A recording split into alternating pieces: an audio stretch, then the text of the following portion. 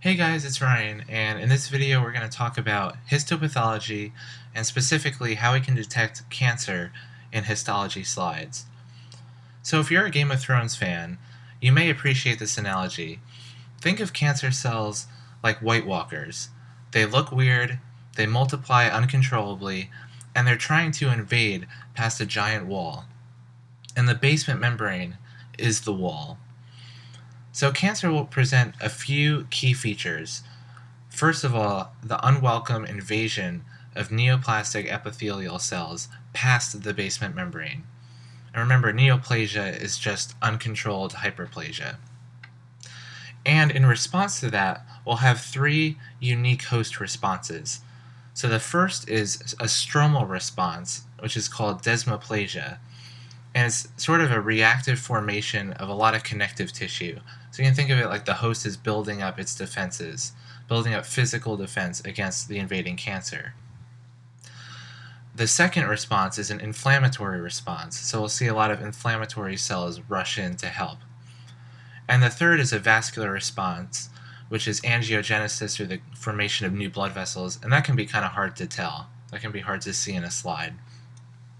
So it's the stromal, inflammatory, and vascular responses to the invading cancer. In this case, we're talking about an epithelial cancer. So if we look at this first image, let's start by tracing the basement membrane from left to right.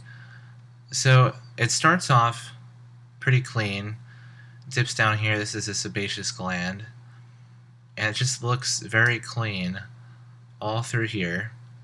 It has a couple rep pegs there, and then when we get to this area, everything kind of hits the fan. You can't really trace the basement membrane past this point. So let's see what we find. Well, here's a huge region, a sea of blue, which is a huge region of inflammatory cells. And that's one of the responses we anticipate to cancer. And then we also see how huge the epithelium got. I mean, this whole thickness is the hyperplasia of epithelium. And because we can't see the basement membrane, this is all invaded past the basement membrane. So we're definitely thinking cancer at this point. So we have the uninvited epithelium that's grown uncontrollably past the basement membrane, a sea of inflammatory cells to respond, and maybe even some desmoplasia in here. You can see kind of the thick connective tissue. So this is a very classic squamous cell carcinoma. And here's another one. This is a squamous cell carcinoma of the larynx. And I mean, your eye goes straight to this huge tumor. And you can see how much larger, how much thicker the epithelium is here than it is over here. And if we did the same kind of thing and we trace the basement membrane, it's all very clean here, all very intact. And then once we get about here, you can't trace it anymore. You can't see that clean basal layer of cells, and it just gets really messy all in here. So there's a whole bunch of weird looking cells in here. This is obviously a cancer. Looks like some hemorrhage in response to it. And then if you kept going, and this gets a little tricky because the line is almost kind of clean here for the basement membrane, but definitely in this region here, we know it broke through the basement membrane, so that's definitely considered squamous cell carcinoma. But what if we're zoomed in really close? How can we tell if it's a malignant tumor, aka cancer, at this kind of view? So there are really 5 things I look for, and it's really easy. As long as you know the alphabet, I know we can remember it. So it's A, B, C, D, and E. A is for anaplasia, which basically means that the cells look, they don't look like what they're supposed to look like. So I'll tell you, this is the lung, and so we should be looking for pneumocytes in the alveoli, and definitely doesn't look like that at all. I mean, this cell here looks really weird and Doesn't look like a pneumocyte, and I mean really none of these cells look like pneumocytes. So really poorly differentiated anaplastic cells. So that's the first thing. B is bizarre. So cells look weird and different from each other, and typically they're bigger than normal. So again, this cell is a good example. This one up here looks really bizarre, some like multinucleated thing. And they all look different from each other. I mean, this tiny one looks different than this one, which looks different than this one. So they all look different from each other, very bizarre.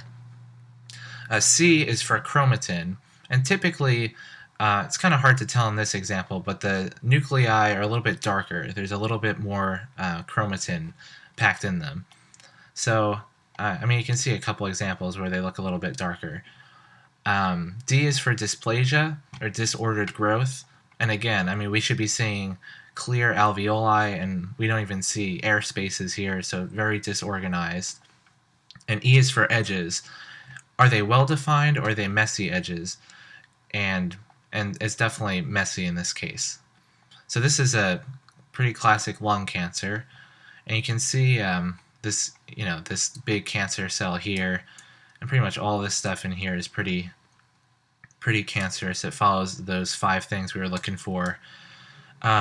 This looks like a blood vessel over here, and all of this here is actually normal fibrous tissue, so our desmoplasia response to the cancer.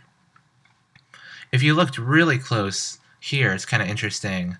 You can see how the nucleus is kind of fragmented, and there's a bunch of these fragments inside.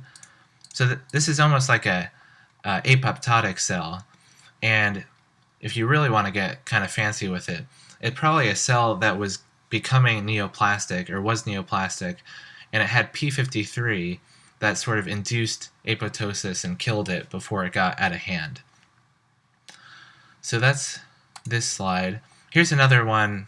I won't spend too much time on it, but this is another example of lung cancer. And you can see again how all these cells are just so different from each other. You have lots of small ones and lots of big ones, and just a complete mess. Those are some big nuclei, and I mean, they're just all so very different from each other. Here's an example of oral cancer. And again, I mean, we have these cells that are, one size, and then cells that are this size. I mean, that most cancerous cells are probably, again, usually the larger ones, but they just look so odd and so out of place. So this is another pretty classic look of cancer. And then we have that fibrotic response around the outside here. So some desmoplasia there as well. Now for this last slide, I'll give you a few seconds to think about if it's cancer or not. So you can pause the video, just kind of look at it and see if you think it's cancer or not. Okay, so if we go through this one, we can tell right away that the cells are very strange again. Have some bigger ones here that kind of stand out. Looks like the nuclei might be a little bit darker, so we might say that's some hyperchromatism, some darker chromatin. Looks like there might be some dysplasia, disorganized growth.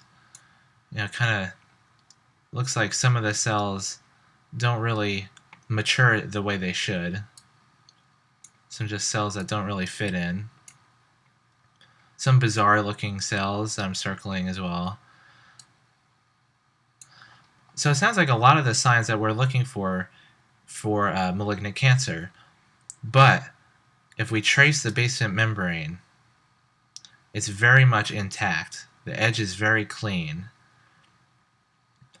So because the basement membrane is intact, even though these other things are happening, this is best called dysplasia and not cancer. Alright, so I hope this video was helpful, and I'll see you all next time. Thanks for watching.